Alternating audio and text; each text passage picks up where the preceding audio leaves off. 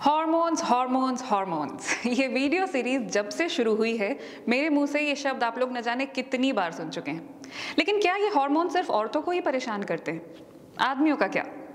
बच्चा हो या बूढ़ा, आदमी हो या औरत, हॉर्मोन्स हम सब में होते हैं। हमारी पूरी बायोलॉजी इन पर निर्भर करती है। तो चलिए आज समझते हैं कि नींद में ये हॉर्मोन्स हमसे क्या सब कराते हैं।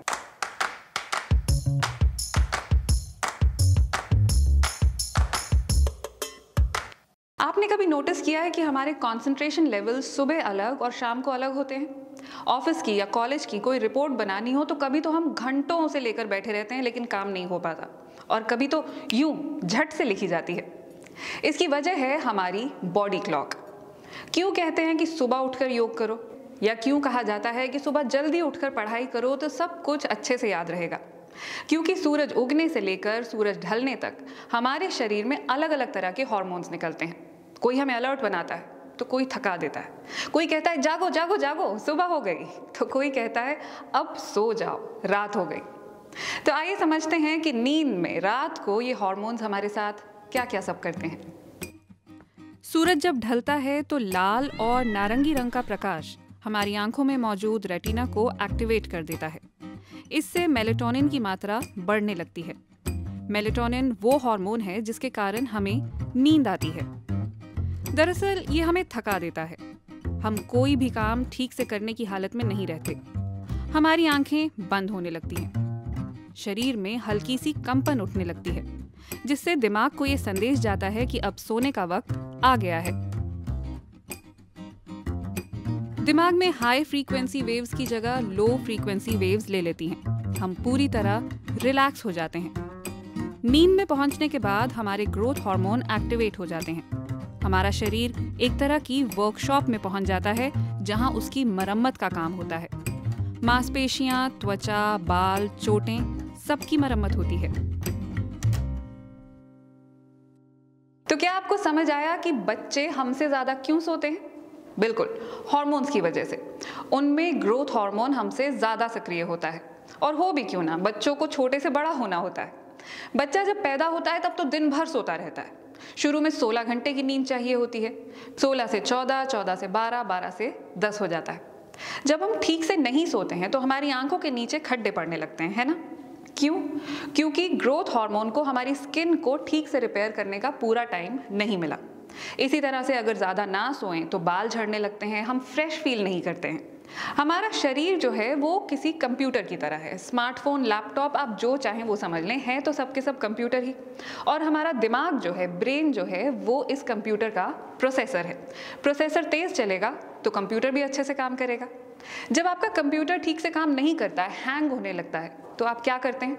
उसे शट डाउन कर देते हैं। शट डाउन करके रीस्टार्ट करते हैं। हमारी नींद जो है वो हमारे शरीर का शट डाउन मोड है। इस शटडाउन के दौरान हमारे प्रोसेसर में क्या सब चलता है, आइए अब उसे समझने की कोशिश करते हैं। नींद में दिमाग के अंदर भी सफाई का काम शुरू हो जाता है। दिन भर में हमने जो सब देखा, महसूस किया, उसमें से जरूरी चीजें टेम्पररी स्टोरेज में चली जाती हैं, और जो जरूरी नहीं होती उन्हें दिमाग डिलीट कर देता है। सिर्फ बेहद जरूरी चीजों को ही दिमाग परमानेंट स्टोरेज में सेफ रख देता है। ये सब तब होता है जब हम गहरी नींद में होते हैं। इसके बाद शुरू होता है रैपिड आई मूवमेंट फेज, यानी नींद का वो हिस्सा जिसमें हम सपने देखते हैं। इसमें हमारा ब्लड प्रेशर बढ़ता है, दिल बहुत तेजी से धड़कने लगता है और सांसें भी तेज हो जाती हैं। सपनों के जरिए हमारा दिमाग उन जज्बातों को प्रोसेस कर रहा होता है जो हमने दिन भर में महसूस किए हैं। कुछ देर सपने देखने के बाद हम फिर गहरी नींद में चले जाते हैं। उसके बाद एक बार फिर से सपने देखने लगते हैं। नींद में हमारे शरीर का तापमान भी कम हो जाता है, इसलिए चादर ओढ़ने की जरूरत पड़ती है। और जो लोग रात में नहीं सोते, उनका दिमाग कंफ्यूज स्टेट में रहता है। यही वजह है कि रात को एक्सीडेंट भी ज्यादा होते हैं। सुबह होते होते स्ट्रेस हार्मोन कॉर्टिजोल एक्टिवेट हो जाता है और हमारी नींद टूटने लगती है।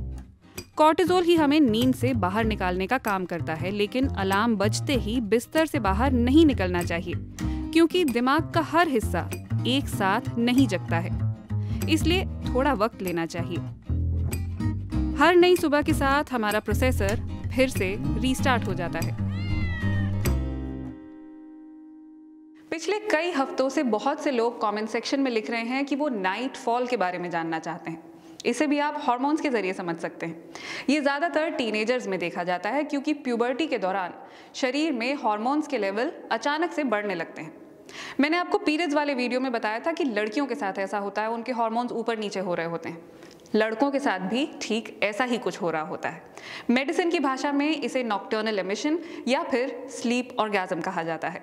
होता यह है कि पुरुषों के शरीर में लगातार सीमन प्रोड्यूस हो रहा होता है। इजैक्यूलेशन के जरिए पुराना सीमन शरीर से बाहर निकाला जाता है और टेस्टीज नया सीमन बनाने लगती हैं। लेकिन अगर पुराना सीमन शरीर से बाहर नहीं निकाला गया है या फिर जरूरत से ज्यादा प्रोड्यूस हो रहा है तो शरीर खुद ही इसे बाहर फेंक देता है। ये नींद में क्यों होता है? क्योंकि जैसा कि आपने अभी देखा, नींद में ब्रेन आपके सारे इमोशंस को प्रोसेस कर रहा होता है। तो अगर इमोशंस सेक्स से जुड़े हैं जिन पर कि खुल के बात नहीं होती है तो दिमाग उन्हें सपनों में कन्वर्ट कर देता है। ये सपने आपके सेक्स हार्मोन्स को एक्टिवेट करते हैं जो कि आपके सेक्स ग्लैंड्स को बताते हैं कि अब पुराने सीमन को शरीर से निकालने का वक्त आ गया है। ऐसा अगर महीने में 2 बार हो तो वो नॉर्मल है, लेकिन अगर इससे ज्यादा हो तो क्या करें? वही जो मैं हर बार कहती हूँ, डॉक्टर से मिलिए। कमेंट सेक्शन में कोई आपको टोटके बताए तो उस पर विश्वास ना कीजिए और नीम हकीमों के पास तो बिल्कुल मत जाइए जिनके इश्तिहार आपको दीवारों पर दिख जाते हैं। तो प्लीज डॉक्टर के पास जाइए। वैसे हार्मोन्स का काम यहाँ तक ही सीमित नहीं है, वो और भी बहुत कुछ करते हैं। तो हार्मोन्स के इस किस्से को अगले हफ्ते और आगे बढ़ाएंगे। तब तक आप इस वीडियो को जितना हो सके शेयर कीजिए और अगर अब तक आपने हमें YouTube पर सब्सक्राइब नहीं किया है, Facebook पर फॉलो नहीं किया है तो प्लीज वो भी कर लीजिए। अगले हफ्ते आपसे फिर होगी मुलाकात। नमस्कार।